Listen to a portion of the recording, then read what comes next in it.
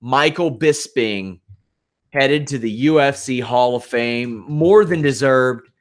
Man, it's kind of weird. You look at him and you're like, man, he's 40 years old. Because I remember when he was the 20-something prospect, and he's so deserving of it. And you never know where his career would be if USADA had been enacted years and years and years before. He came into the UFC after a couple years as a pro, won tough, made a run at light heavyweight, ran into Rashad Evans, lost. He lost to a future champion by split decision and was like, I'll go to middleweight. Who knows how good he could have been at light heavyweight even. Went on that run, had the infamous knockout loss to Dan Henderson, which he would later avenge.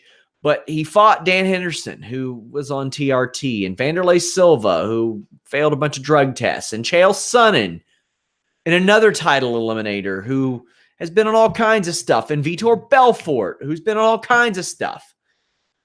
Those were the people that he lost to for years, and he was beating all the other people. Who knows if he would have been able to capture that UFC championship before then.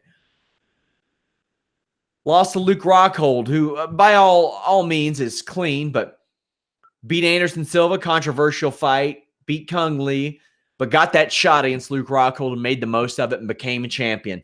And then he got the two fights that he wanted. He wanted his rematch against Dan Henderson. He wanted his money fight against George St. Pierre. He got both of them.